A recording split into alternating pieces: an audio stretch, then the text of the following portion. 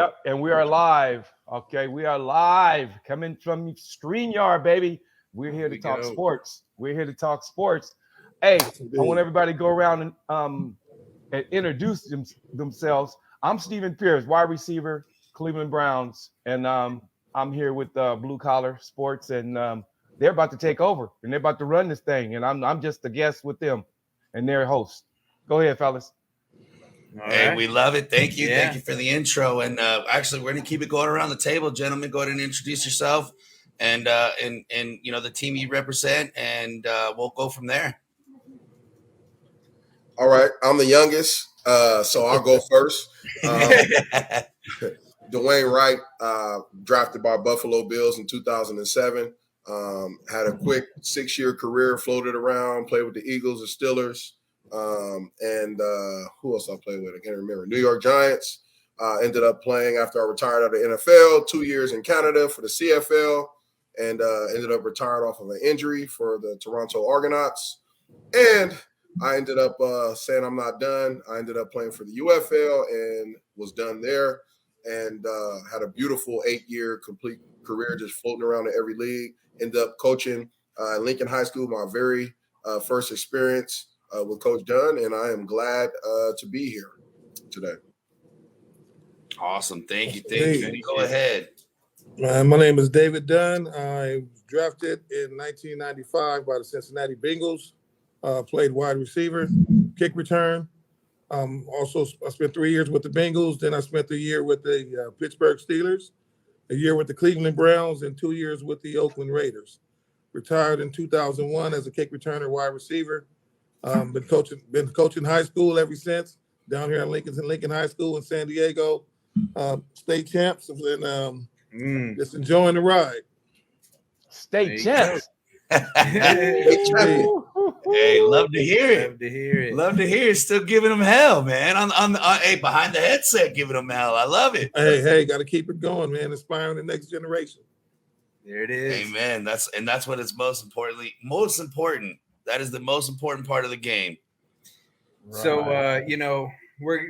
I'm Joey Cundiff. We broadcast for our high school sports. Yes, we do. So we super fans. That's what we call ourselves. So when I talk about teams, I say we.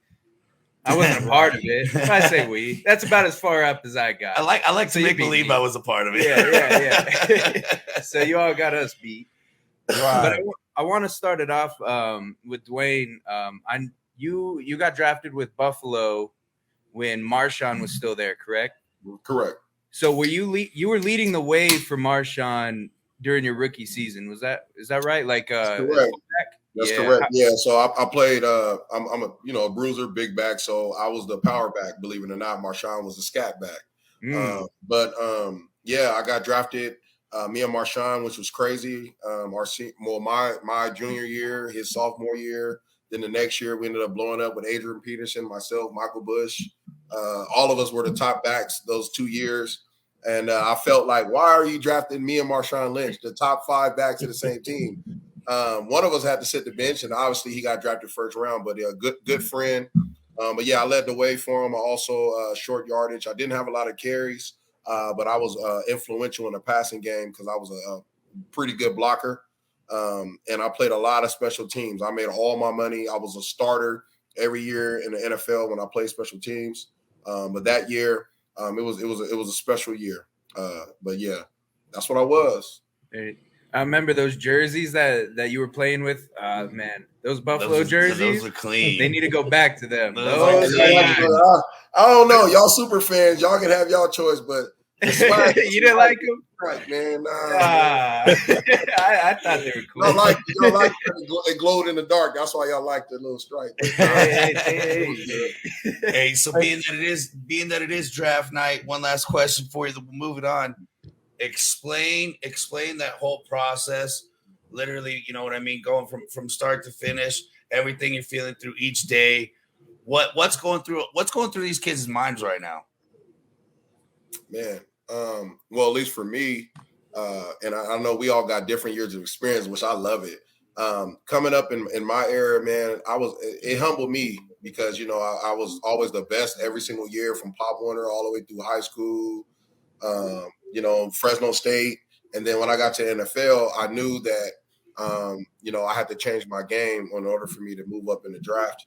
For me, thinking about it every day, I can't even tell you. I was so busy trying to grind and get out of Southeast San Diego.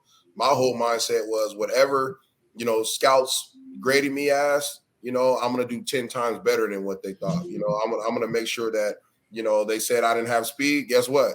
I'm going to make sure I work on my 40. I'm going to make sure that, if there were tests I had to take to make sure that I get drafted higher. But my thing is, I was young. I had a family at the time. I could have stayed one more year. And I was thinking about how can I provide for my family? I had 2 kids and married, at the age of 20. Wow. I was barely 21. I didn't even turn. So I had to figure what I needed to do. But it was a great experience. I had the #1 African-American agent in America, Lamont C. Smith. And for him to touch you, you had to be something special.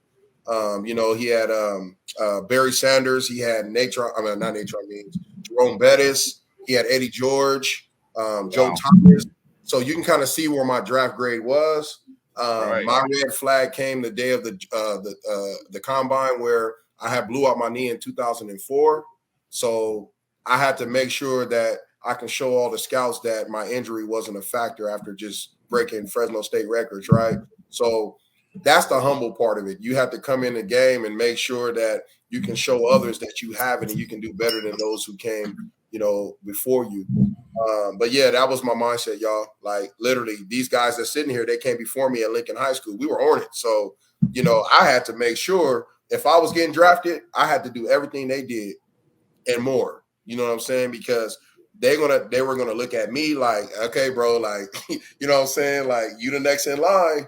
Don't mess this up, because that's basically what happens to most of us. So that was basically a lot of bricks was just on my back and a lot of responsibilities I had to carry out, man. But that's the experience. It's just you got your homies, you got the young homies. We grew up in South San Diego, so I don't blue. We have a lot of our people we grew up with that was dependent on you. You had your families, you had your grandmas, you had your granddaddies, you had your pastors, you had your teachers. I can go on and on. The community, the city, and it's just so much that goes through a young person's mind. The money is I'm gonna be real too. The money is the first thing. Oh yeah, I bet. Right. That's what you get. How much money we gonna get paid? Right. And that's what it was. But yeah, that was my experience. Yeah, it's a lot of. You always have to look out for who you played for in high school too. It's a lot of athletes that come out of Lincoln High School. Yeah. And you want to come out of there, you got to work hard and you want to be the best. Yeah. Because you can who came before us? Who came? Can y'all name people who came from Lincoln High School? Well, I used to watch David Dunn at Morse because he was the best of the best. And then once he graduated, I was the ball boy there. So I knew what my expectations was. David Dunn on the 9, catching 9s and running punts back. And David, you went to Fresno too, is that right? Yes, indeed. Bulldog born, Bulldog bred. Oh man. my goodness! Yeah, y'all went to the same college. Hey, don't get mad, Fred, because we went to the same Oh college. my goodness! I was listening to Dwyane. I was like, "This sounds like David's talking." What's going on? Right. Hey, similar stories. I love it. So, Yes, David, indeed. how was your journey through the draft? You were a 5th round pick. Yeah, 5th round pick to the Bengals, Bengals, and primarily, like I said, I was with a great receiving core. I think like my 2 years with Fresno, I think seven of the receivers went to the pros. In some fashion, and we had Trent Dilfer as a quarterback, and which was a big factor in me going there. And like I said, my junior year, I think four of the receivers went and got a chance to play in the league, and that was crazy. And then I was my year, I was the receiver to go to the league, and then next year 2 more of the guys that I played with.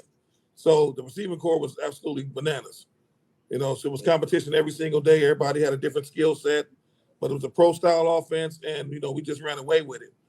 But coming up towards the draft, watching the guys go before me, and then myself having to, that whole wait, man, that whole process is just, it's stressful, man. People don't understand how stressful that process is. When you set up in You have a draft grade. Maybe you're in the 3rd round, maybe 4th round, maybe 5th round. You don't really know, but like every 5 minutes, man, seems like an hour. Oh, I bet. I bet. You got people. Man, why didn't they take you? Like, I really have the answer right now. Hey, I bet that's the last thing you want to hear too. I bet that's the last thing you want to hear. The phone's ringing, and you see guys go before you. Like, how did this happen? And how did So it's stressful, and I watched the draft, man. I look at the kids today, and everyone's anticipating. You got your whole family, you got your whole community supporting you, and everybody's waiting. And like every draft pick, you just feel all the eyes look at you, and you don't really know when your time is coming. Right.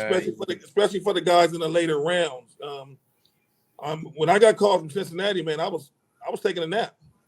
I'm just straight up honest with you, man. I bet you were exhausted to go through all that waiting. Yeah. You're waiting, and at that time when I got drafted, that's when Mel Kiper and them, they was just really kind of analyzing. Hey, they had me as the 15th receiver, and I was drafted as the 15th receiver. I'm like, well, hell, I could have just went with that from the beginning, but it took a lot longer to get here. Yeah. So I actually, man, I was just with my family and hanging out, and I took my son, man. I made my son just went down and took a nap. I ended up getting that phone call, and it was like, hey, okay, I'm heading to Cincinnati. But it was real stressful because you got a lot of people around, and everybody's waiting for that moment. And like I said, it happened for me, and I was excited. But I've also been places where, my godson, a few other people that was set up to get drafted, and that call didn't come. So it's a lot. It's a lot of pressure, and it takes a lot out of you, man, because you don't really know, what can happen. Because guys slide down, some guys will jump up in front of you, and it's a stressful process, man. I'm telling you, man. That's why. I'm only 45, man. I got look at this. You got more grade than me. More grade than me, and I'm 60. Okay, I'm 50. Yeah. I try to slide 5. Yeah. Hey, we were gonna sell you out. Right. Hey, you have sons. Did they make it to the league? No, my oldest son. I thought he was on the path there, man, and he ended up switching schools. He was at Fresno like us, and then he went over to Portland. He went over to Portland State, and he just kind of, he just kind of started his family and didn't really finish. My middle son just graduated from Jackson State this past year, and he didn't want to pursue that either. I got my youngest right now. My youngest son, King David, he's the freshman over here at Lincoln. And that's the one. That's the one. I met him. Yeah. Yes, that's my grandson. That's my grandson. But we have Byron. Hey, were you the fastest man in the NFL when you played, Mr. Williams? I don't know if I was the fastest, but I had some speed, so I ran a 4.23. So, ooh. Yeah, that sounds like the fast. Official or unofficial? How they timing that? I had some good moments. Yeah. So you were also a Packer, is that right? Yeah, I was drafted by the Packers. The draft was one day when I got drafted. I'm in the Elway Marino class, and I got drafted by 7:00 that night. So it was a one-day draft. Were you there? Or were you with your family? I was in college, and Barkstar called me and told me they drafted me. So I went to kind of like the school between Dallas and Fort Worth, University of Texas at Arlington, and I had broke my ankle my 10th game of the year. So I was coming out from the injury, but it was fun. It's a little boy dream come true. I think I was the 253rd player taken back then. They had about 300 guys that they drafted because it was 12-round draft choices, 12 rounds, and it was a one-day draft, But wow. Getting a call from Bart Starr, that's something special. Can you walk us through, what was said and how that felt and everything?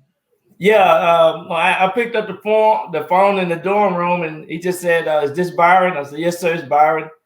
And he said, "I want to congratulate you. You're a Packer now, and we just drafted you." And we be flying you up in a couple of days. And I said, wow. I said, I'm excited. And then I turned around and I was thinking, damn, they got 2 Pro Bowl receivers up there. I don't know if I can make the team. So James Lawson and John Jefferson. So Yep. and I said, well, I go up there just to learn from these guys because these guys are a first class pro, all pros and stuff. So it was good for me to go up there and learn a lot. And they had a receiver coach named Lou Carpenter. Man, he was an awesome coach. So I learned a lot when I went to Green Bay. That's amazing. There you go. That's amazing. There you go. A lot of weird talks about Green Bay right now, and we got a Green Bay fan. I just wish we would figure it out offensively. That's all I wish. I just wish we'd get on one track here. But the good thing about Green Bay, they got so much rich tradition, and I think they'll figure it out. I mean, they kind of like next man up, and they've been consistent in their wins. They've been consistent in what they do for the terminology and things that they have success. So it's still gonna be hard to beat Green Bay. Right? Didn't they just get rid of y'all's quarterback? Yeah. Yeah. Yep. Aaron Just Rodgers. yesterday. Aaron Rodgers is now a Jet.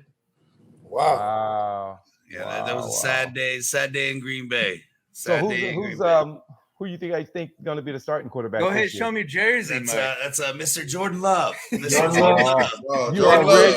Hey, that's my favorite. That's my favorite quarterback now because it's got to be on him now. It's got to be on him. Man. So Rodgers, how long was Rodgers the quarterback there? Since 15 years? 05. Yeah. About 15 years, wasn't it? About 15? Yep. 13 years. Damn, that's wild. That's He's wild. Wow. That's wild. And you have on what? Is that a Dallas Cowboy jersey? Yeah, this is Micah Parsons. Some good luck for the draft. People said they didn't like the Micah Parsons draft pick, and he turned out to be the best defensive player in that draft. Yeah, and right now, Steve, I know you like the Cowboys. You told me this. The pick is in. The Cowboys. Their pick is in. We're waiting on Mr. Goodell to. I just want to show him this. This was my 1983 draft jersey. Hey, gotta love it. Love the colors. Let's go. Man, what I love, combination of all these stories is just the grind, the passion, and the want to, the need to have it. And no one can understand that more than an undrafted player. Steve, walk us through what you went through and how you got there. Man, it happened with me, man. I was I had a great season. I was my junior year at the University of Illinois. I was an All-American coming into my senior year, preseason All-American. Third game of the season, I'm leading the nation with 33 catches. The second leading receiver in the nation was Chris Carter with 11 catches, right? So something went wrong after the fourth game of the season. I don't know what it was, but it just started going all south. I come in the huddle, All-American. I didn't get a play, not one play called to me my fourth game. My fifth game, I didn't get one play called to me. I'm not going to say my coach's name. My sixth game, I got one, not a play called, but the quarterback audibled and threw the ball to me, caught it, and he took the quarterback out the game. So going in, I was on pace to break the NCAA record receptions. I was going online to catch 122 passes. I end up with 56 receptions that year. Going in the draft day, it was all bad. Everybody was like, Steve, they predicted me to go no later than the second round. That day, I went to play basketball because I knew I wasn't going to be drafted. I knew it. I knew I wasn't going to be drafted because it was something bad out there said to me, something done to me, and I was like, it's not going to happen. So I went to play basketball. Everybody was playing hoops with me. Steve, man, you the best team that came out of Illinois. I said, that might happen, but hey, it's not in the cards. It's not in the cards. I'm going to just go do what I got to do. So one day I'm in school. I get a call. My guy, he was a Big Ten's lead receiver, Ed White. He said, Steve, Cleveland called you. I was like, I thought he was joking because we play jokes on each other, every once in a while. I used to bring him like McDonald's whatever you call it, McDonald's applications. And yeah. And then I walked in and I said, and I kept looking at that number, I said, man, he's joking. I know it's a joke. Man, later on that evening, I called him. He said, we have a flight for you tomorrow. And I was there, man. I was there. I was like, okay, I got that opportunity to, to play one season with Cleveland Browns, and that's what it was. I love the game. I love the process of getting there because I was a hard worker. I was more of a baseball player that played football, but my brother was he played 9 years for Buffalo Bills, Buffalo, Kansas City, and Detroit. So coming up after a big brother like that, they always directed me to where they wanted me to go. I wanted to play basketball. So whenever I wanted to try out for basketball, they was like, well, your brother was an All-American wrestler, so you got to go wrestle. You know what I'm saying? So it was always like that. I was a baseball player. I wanted to play baseball, but it's like, yo, if we draft you in baseball, you're going to be a wasted draft pick because your brother played 9 years in the league, in the NFL. And I'm like, no, I'm begging. I'm like, I'm a baseball player. I'm not going to play football. I'm going to play baseball. So a lot of things went wrong, but you know what? I wouldn't give this up for anything in the world, bro, because I get to hang around these guys like this. Man, I love these guys, man. I'll see them at the convention. Now I sing with Wright in the NFL Players Choir, man. We travel around the world singing. Oh my goodness, we doing it all. Then I get to see Mr. Williams here, man. Mr. Williams runs with God dang it, what's his name? He lives in Texas too. Everybody in Texas. I hang out with everybody in Texas. Everybody. I got everybody email down here in Dallas. Everybody. And he got everybody. But you also run with Priest Holmes. I try to get Priest Holmes on the show every once in a while. Yeah. Me and Priest, we were just together Sunday.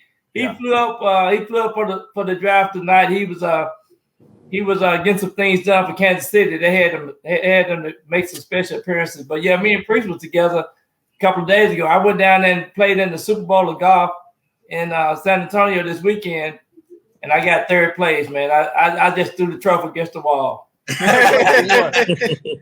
You can't golf, bro. I done golf with you. I already know you can't play. Yeah, right. But on the real, man, it is just a blessing. Yeah, right. It's a blessing just to be on the call with these guys and just to know these guys, because I always tell people athletes and celebrities are bigger fans than celebrities are. We're bigger fans than fans.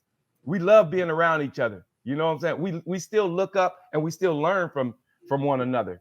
If you're any kind of athlete, you're going to learn from the next person. You're going to learn from somebody that's better than you. You're going to learn from somebody that's not good as you.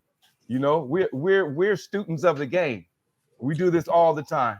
And the good thing about it all too is that when we get together, we tell all these stories and we talk about our families. We talk about what guys are doing now.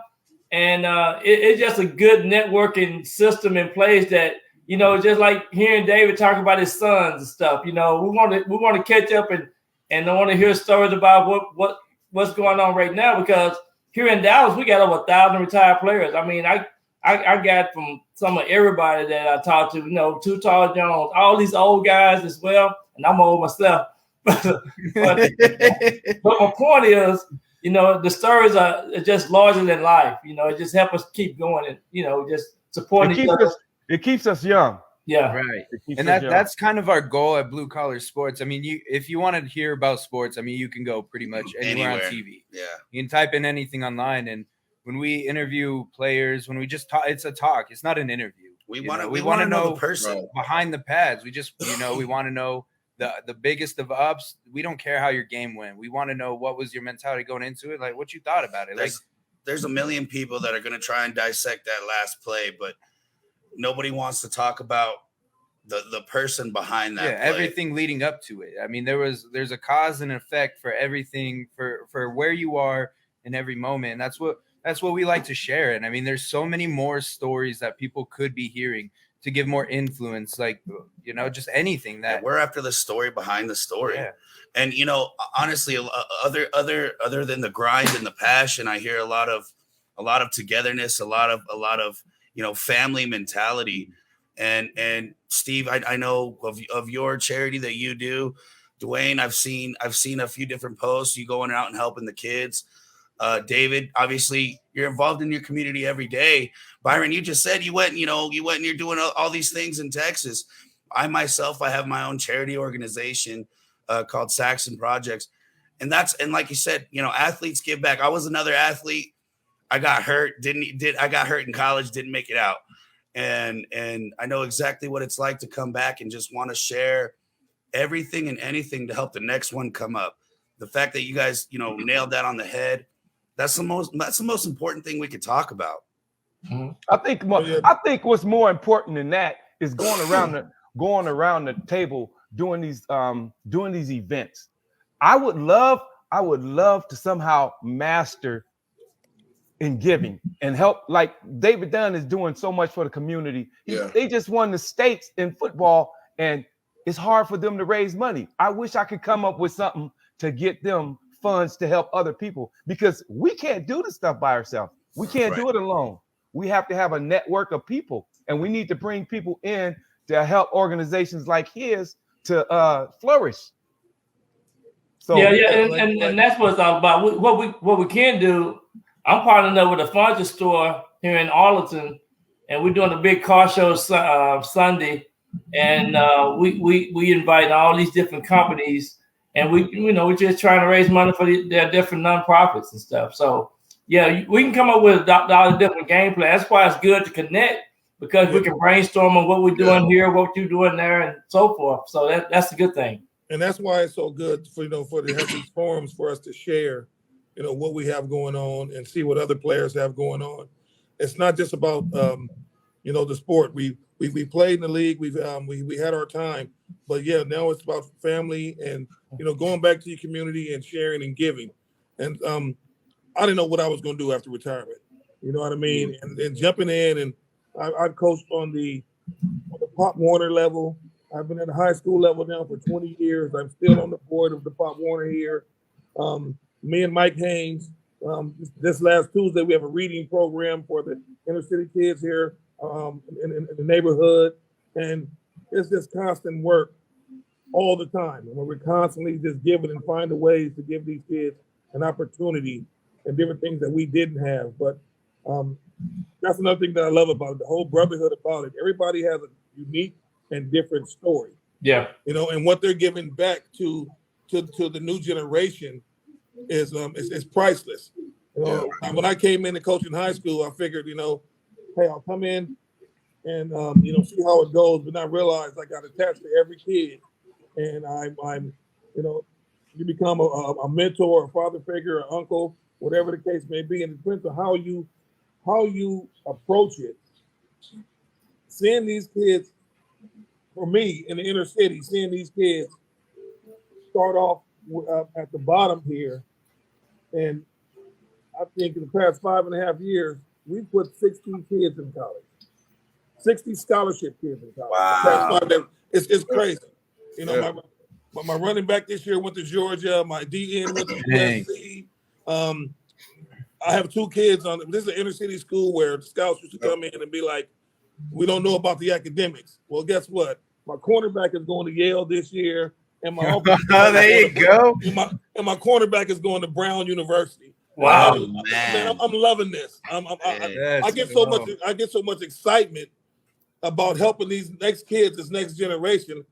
12 kids signed scholarships this year. That's bananas. That's amazing. Dede, can you say that? Can you say that one more time? Because what I get tired of is hearing our people don't want to come back to the community. Yeah, our people want to go out. Tell them what comes out of Lincoln. What comes out? How many scholarships? Man, we had over 64 in the past 5 years, and like I said, no one is really matching that. You know, as a public inner city school, right now we sit as ranked as the number 3 school in the state of California. We're behind St. John Bosco and Mater Dei. Wow. You know, which are the number 1 and 2 in the nation. And in California, we rank number 3 as a public school, and it's crazy. Let them know. What Let we're 'em know. producing. It's more about what we put into it, man. I mean, these kids believing it that no one can stop them. Team overall GPA 3.1. Man, We just take so much pride in showing this generation that you can do better. You can achieve whatever you want, and we push them and really understanding how to become student athletes.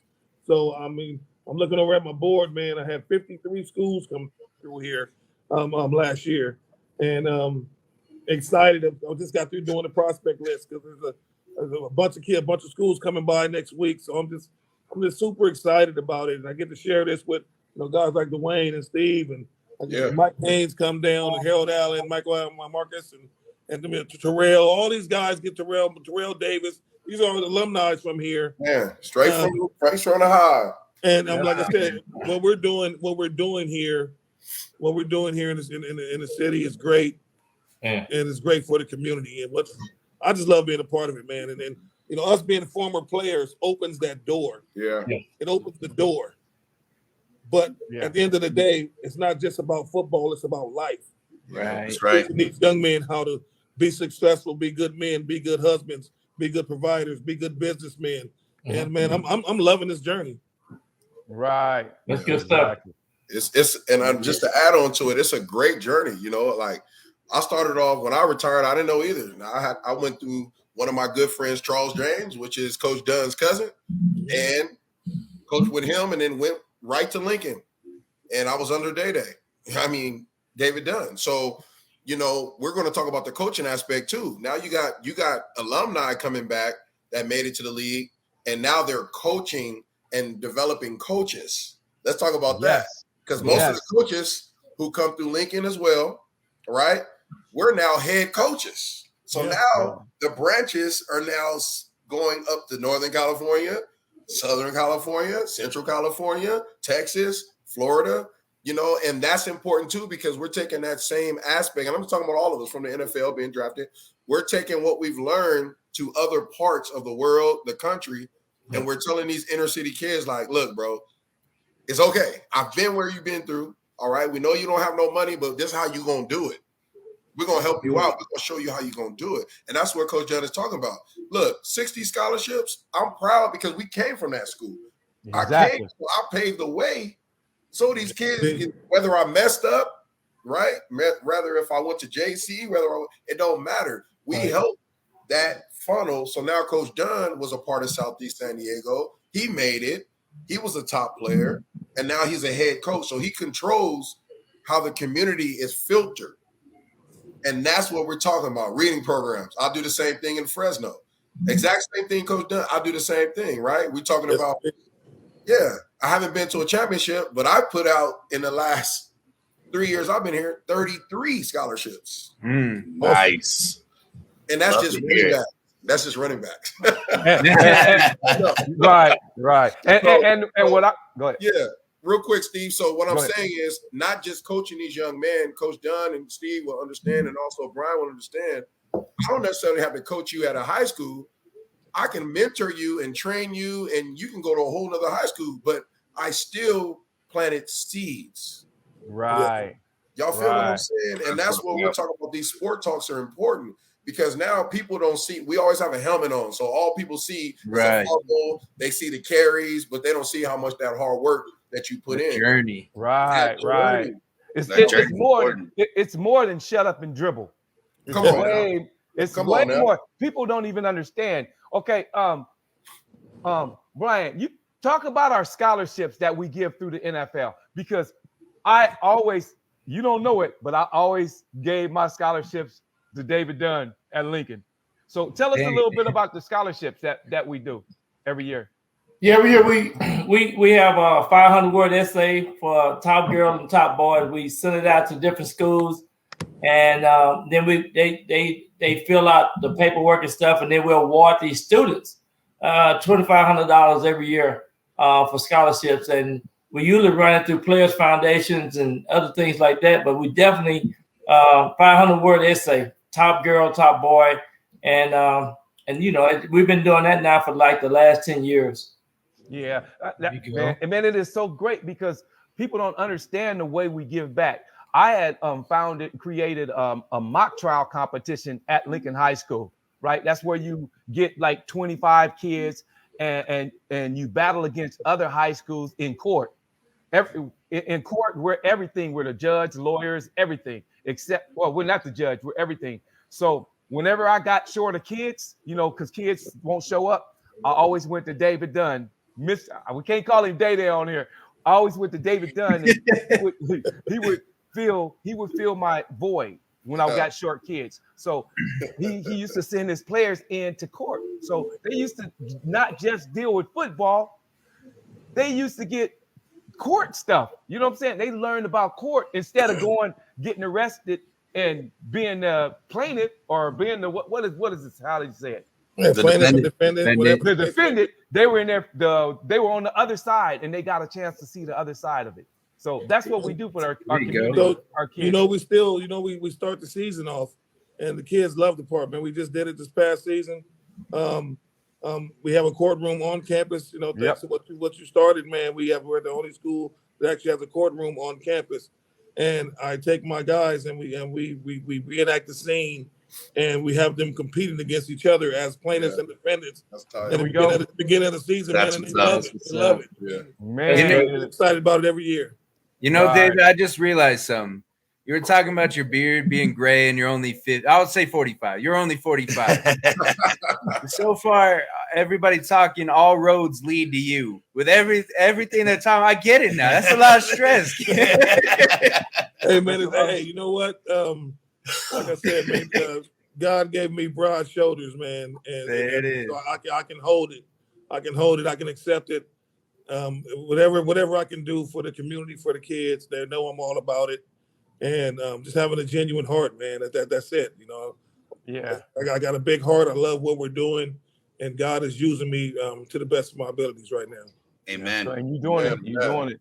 So now speaking, you all told us your post-career, how you helped and how you're continuing to help. So when you were just starting your career, whether it was a pro, a college, a college coach, high school coach, your parents, whatever, who helped you the most in obtaining your dream of getting drafted, or in any case in making it in the league for all of you guys? This is open. The person who was most influential, helped you out the most. Well, I'm gonna say for me, my uncle Eddie Ford, because he's a San Diego legend running back, and he went to Morris High School, and people know him in the community, but he was just hard on me. He wouldn't let me play no other sport but football. But I think between him and my stepfather, they were most influential, because when my uncle taught me the football side of it, my stepfather was on the mental aspect of it, and he was an ex-Marine, Captain Pendleton. He was a drill sergeant, and he really stayed hard on me, didn't allow me to mess up, and didn't allow me to take the other road, which I could have easily did waking up in Southeast. I could have walked out the door and did whatever I wanted to do the wrong way, which I did multiple times. But I had coaches, I had coaches around us. Well, I can say us openly. All of us, we came from backgrounds where we had people who cared, who came straight from the city with their city uniforms on, that coach, you know what I mean, who maybe drank a whole pack of beer and came and coached us up in Pop Warner. You know what I mean? That's what it's all about, having people around you no matter what, no matter if you go to the liquor store and grab you some candy. There's somebody that's gonna see you, that's gonna say, "Hey boy, keep doing praise or keep playing." That's just inspiration. So I'm gonna say my uncle and my father, and I'm gonna say my community, just the people who was always around, giving me those positive nuggets. Yeah, I'm gonna start off with my mom was most, but it was the entire community, and I'm gonna tell you, every one of us probably gonna have the same story. The community, when they see that you're a great athlete or they see something in you, I'm gonna name one guy, and David Dunn gonna know who it is. Yeah. Gerard Stutz. So indeed. he was That's- like 3 years older than me. So when I say community, every time I went around in the neighborhood to go somewhere, Gerard Stutz, some other people would say, "Little Stevie, get out of here. You don't need to be around here. Go home, Stevie. This is the bad place to be right now." So my neighborhood directed me to where I was going. They say, "Stevie, no, you're gonna be somebody. Get out of here. Yeah. You can't be around here. You know, Yes, indeed. go now." So I grew up playing sports with all the kids around, and back then we didn't have those video games. So we went and played full games of baseball with each other, or smear the queer. We played tackle in the streets, you know, with the kid, with older kids. So it was always our community, and all the people. I don't really want to say it, but you know what? They call them hood people or thug people. These people are not thugs. These are people not hood. People you think Not that like are that. bad people, they're not. Those are the ones that's gonna take care of us in our community, and they always have. So I've seen. Well, I have somebody with me one day, and they were walking with me, and they were like seeing a whole bunch of people. Let's say, let's go the other way. Let's cross the street. I said, why? I said, them brothers right there, they're the ones that's gonna protect you. Don't run from them. This is our community. Don't run from them. So it was my community that brought me up and kept me out of trouble. I like that. I like that. Well, my junior year in high school, one of my coaches, he saw some great talent in me. He gave me $20 every 6 weeks. So I would run to the gym every 6 weeks and get that $20. So I ended up graduating with 3.8. But my junior year in high school, I got caught drinking at a track meet. And at my school, you get caught drinking and smoking dope, you have to run 50 miles to play football your senior year. I ended up running 50 miles. I ran 5 miles a day that Monday through that Friday. The first week I had ran 25 miles. So that second Monday on the 28 mile, the coach said, "Byron, you didn't make that mile." I said, "Coach, I made that mile." When I ran that extra mile, that's when God told me I was going to play pro football for 12 years. So the second Friday, I finished the 50th mile. I call it 50 plus 1. 2 That's weeks how later, you get a 4.27. he said, "Byron," he said, "Byron, you know what?" I said, "What, coach?" He said, "You made that mile. I just want to see if you're going to quit." So I played pro football for 12 years. I've number one receiver in the World League, played 6 years in Canada for the NFL. So that came to tuition. So my point was, I always have had good people around me that trusted me. But I'm telling you, when I had to run those 50 miles, that was the true test. So after I got through playing pro football, and 30 years later, I graduated in 1979 high school. 2009, my high school called me and said, "Byron, we need you to put in our track." I was in the track and turf business for 25 years. I quit putting in tracks and football fields in 2015. So in 2009, I put in a new track in my high school. That track hadn't been touched in 30 years. Guess what? I made $50,000 commission on that track 30 years later. So God paid me another $1,000 for every mile I ran 30 years later. Nice. Yes, Like indeed. this year, the week after Father's Day, I'm going back to my hometown. This will be my 29th consecutive year to do my football camp down there. That's awesome. Nice. Huge. Nice. You know, I hope one day when I have my gray beard, a lot of people come talking to me. I want to Man, make the differences you guys made. That's the goal. And we got a kid on who says, Byron Williams, I went to his camp. That was one of my coaches. Dwyane Wright helped me. David Dunn helped me. Stephen Pierce helped me. I think that would be the coolest thing in the world. And I don't think that's out of the realm with how much you guys are putting into your community. And how much you're getting out every day. Yeah. And I mean, and obviously the success is going on when you're talking about how many scholarships. And Dwyane, I'm on your side. You only got running. That's a hated position at the moment, running back. I'm on your side. I get it. I love you, running back. But you know what we forgot to add? The things that we do for at home too. You know what I'm saying? Like I was not the perfect father and a husband at first, but then you have to learn. So like, by me not being in that position when I was coaching, when I was at Lincoln, because David Dunn's on here, but when I was at Lincoln, I wasn't stable. Like my mindset was just everywhere. I was a good coach, but I didn't understand the aspect of how to coach in one spot, how to, just trust in, my abilities as a coach. But I needed that, you know, and by going through that whole realm, now I'm an educator. I'm a teacher. I've been teaching for 8 years.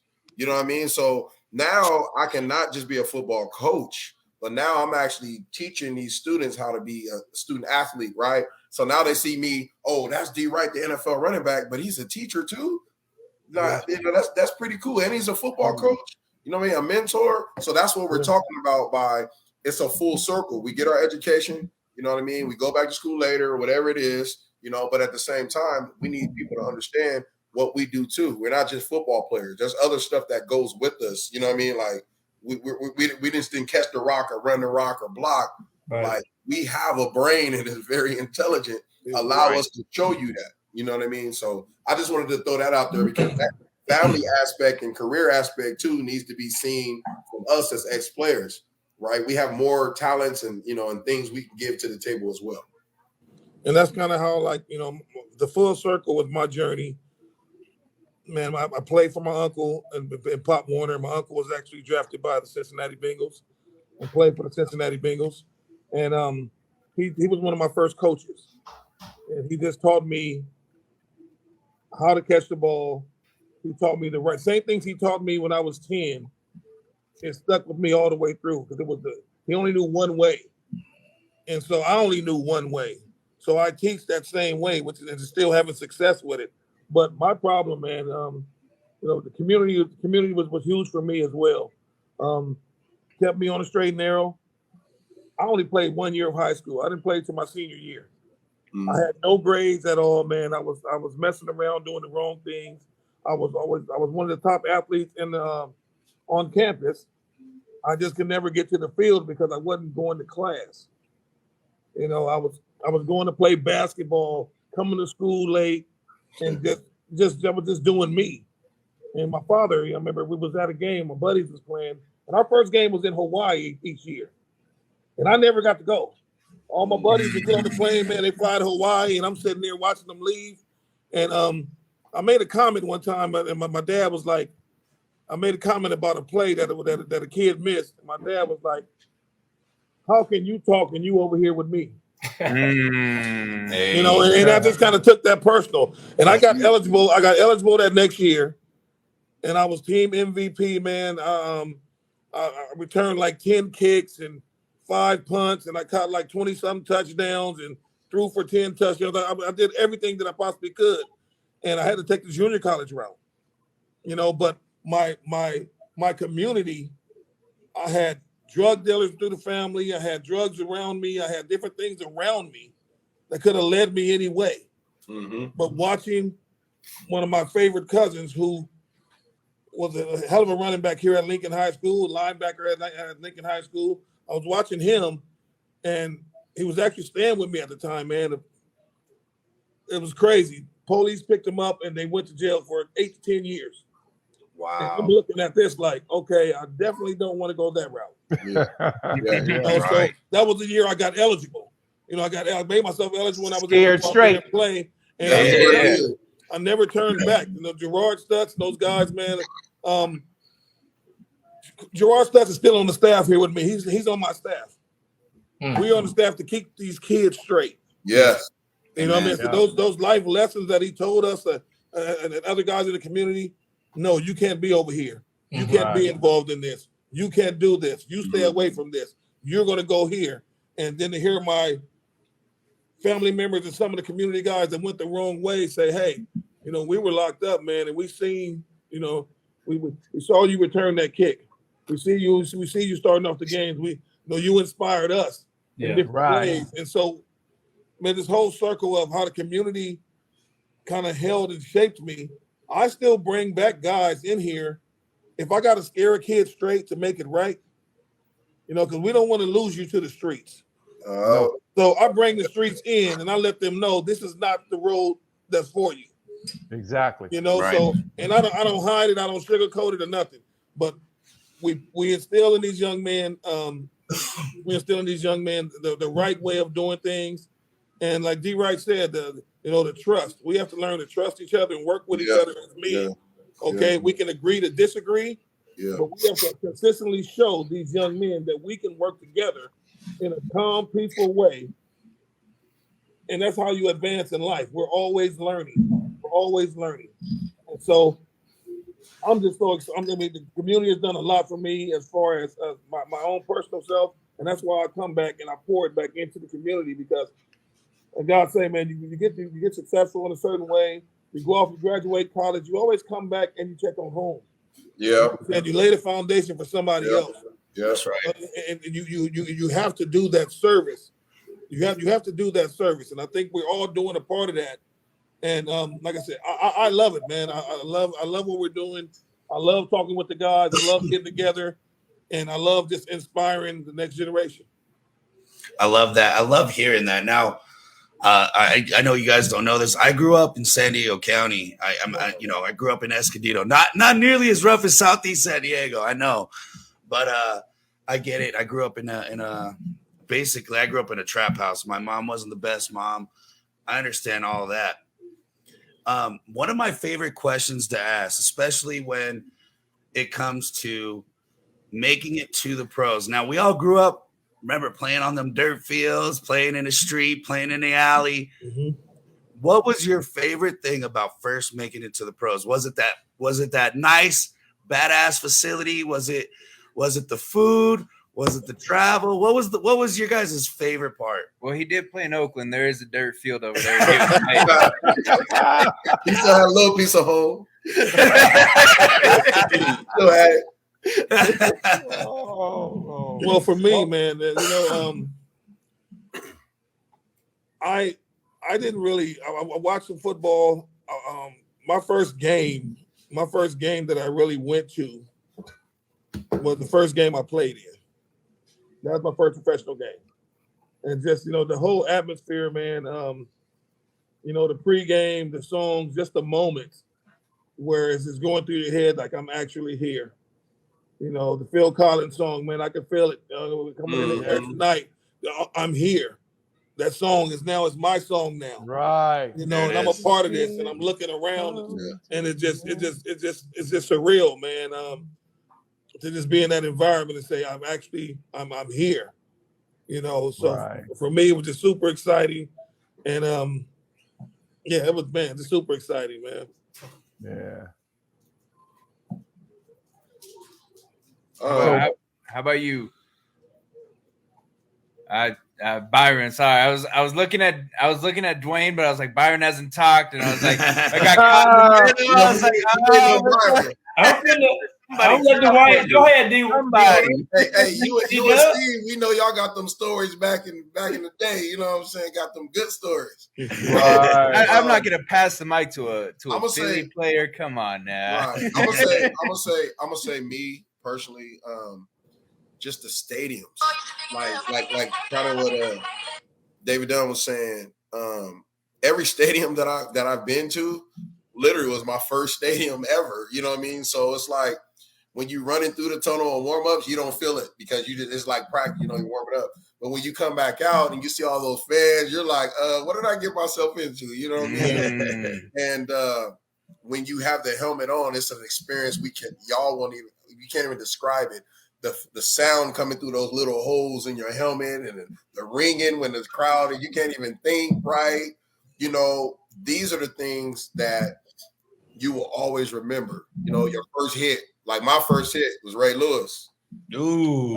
I was gonna ask who's the toughest guy you ran through, but when you say that name, it's not even fair. Ray Lewis, like I was a power back, so it hurt, but it was surprising because I'm like, I just got tackled by Ray Lewis. This was I didn't have a lot of carries in the league. I only had 94 yards total because I was a blocking back, but that was one of the yards that I had. I can honestly say Ray Lewis tackled me, but I think too is the experience of sitting on the sideline and watching everything unfold with your uniform on before you actually go on the field and seeing Junior Seau, right, y'all? Like seeing Deion Sanders. Right. Like I grew up playing Tecmo Bowl, watching these dudes. And Whoa, Tecmo Bowl. Yeah. I was on Tecmo Bowl. Hey, Byron, Hey, Byron was on that a little electric football. The little board. I still got one of those, man. You hear that, don't you? Don't you hear that? Yeah, that's the original NFL My film. first NFL touchdown was in LA at the Coliseum against Lester Hayes. Wow. Hey, Lester Hayes was 100 years old when you played Hey. it.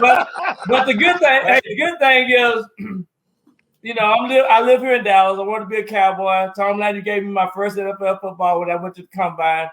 But me and Elson Walls used to go at it. So last year we went to the school. So Elson Walls said, Byron gonna tell everybody about it. He burnt me a 65-yard touchdown, blah, blah, blah. But it's good to live here in Dallas.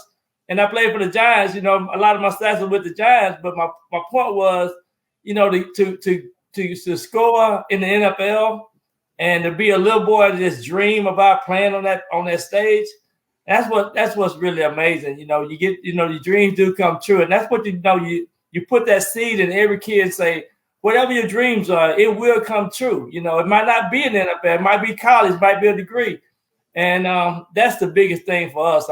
For me, is to go back into these schools and just pour my heart into the kids and let them know that they are tagged. What tag mean? That they talented, they got special abilities, and they got a gift. Whatever that is, whatever that tag is, that they can make it. And so you give them that big chunk of hope, and that's what's happened each time I live. I know I just say, hey, I used to want to be a Dallas Cowboy, but it was something else that fulfilled my dream. That, you know, I still can say that it was fulfilling just to play in the National Football League. Yes, indeed. One of the stories I like to share with the kids, man, is like, We got 4 minutes. Taking a long story. I'm like, I played at the junior college. I had to take a different route because I told you I didn't have the grades and I wasn't going to school. But in the junior college in Bakersfield, man, we played a celebrity game, a little softball game, and it was Tim Brown, it was 49ers and the Raiders. So it was Tim Brown, it was Jerry Rice.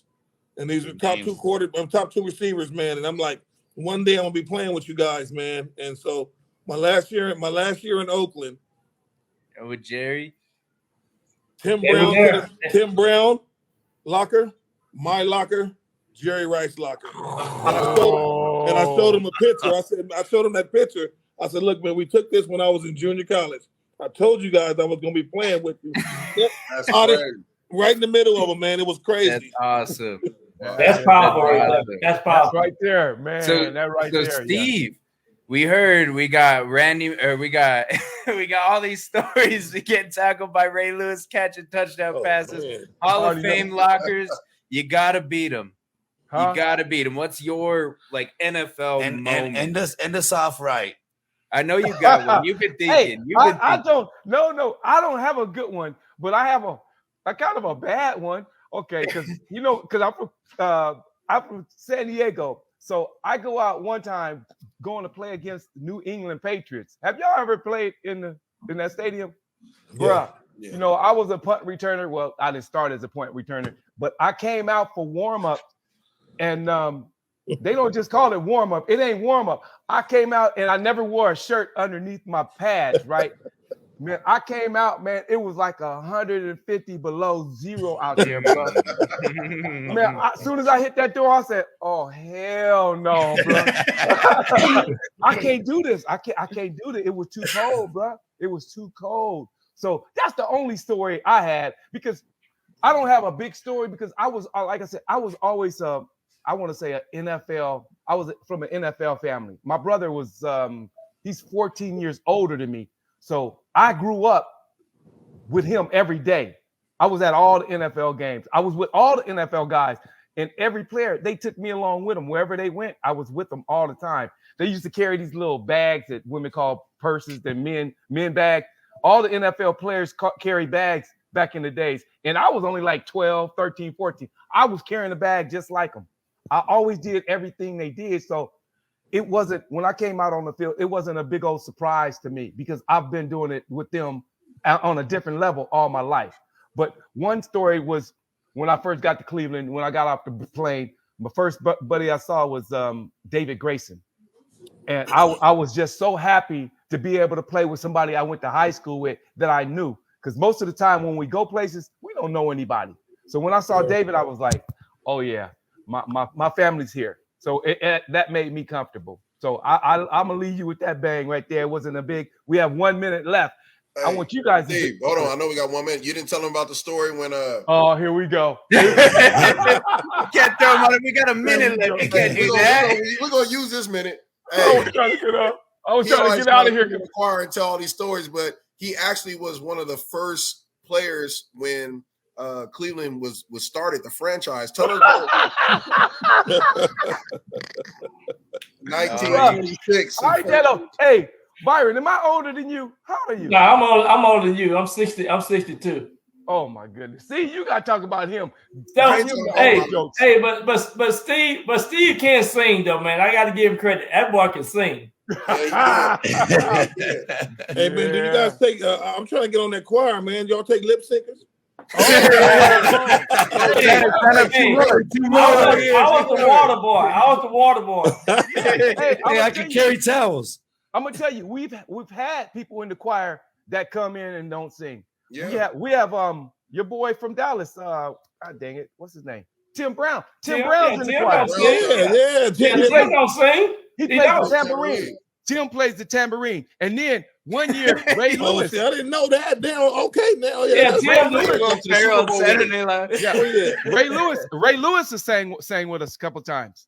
Yep. Oh, don't put Dwyane and Ray Lewis next to each other. And then Emmett get his revenge. Emmett Smith, we try to get him to sing, but he's at every show in the front row. He just won't come up. So hey, I'm sorry, I'm giving it to Ray now. I've been working out. Hey, I'm in it. Heart of the line. I'm just trying to get in with the choir, man. They might think I'm TD Jakes. Get that man a Bible. Get that man a Bible. We can make that happen. Super Bowl. We can make that happen. Oh yeah, and yeah. So I know you, Day. You gonna sing with us at Super Bowl because you with the Raiders. So you gonna be in. It's in Vegas. Yes, yeah, Vegas. Okay, I'm telling you, get me on, man. I won the 1990. I won the Air Band. I was one of the best lip syncers out there. Go. Texas, baby. I'm telling you, I was D1 and lip. Let's go. I'm going to Vegas. I'll be out there carrying the water this year because I'm already one of the guys now that go to our church. So he gonna get me in, Stephen. He gonna get me in, Steve. Let me know the song so I don't mess up. Hey, you gotta get me a ticket to the game though. Which we don't usually go to the game. We performed one time in the stadium. Hey, you wasn't in the choir then. We performed in Arizona in the stadium before the game, but they wouldn't let us bring the wives or girlfriends, so we had to sneak out to go home. So we didn't watch the game. We didn't stay and watch the game. We just left. But that's the way it goes. So hey, this show is pretty much over. Go ahead and explain. Y'all go and explain what the show is about and who you guys are and how we're gonna keep it going moving forward. Yeah, so once again, I'm Mark Saxton. I'm Joey Cundis. This is Blue Collar Sports Talk, and our goal is to exactly what we accomplished here tonight. The limelight is on you guys, the people, not you guys, the athlete, and the stories and the experiences that nobody else gets to hear unless they're close by you. We would like to get those stories and experiences and your mission and your goals out there and let everybody know, hey, this is the person. Like Dwyane said, this is the brain behind the operation. That's the most important part. And then continuing onward, if everything goes, if everything goes how we want it to, us and Steve, we're gonna hook up and we're gonna make our shows piggyback off each other, and we're gonna try and make this go mainstream.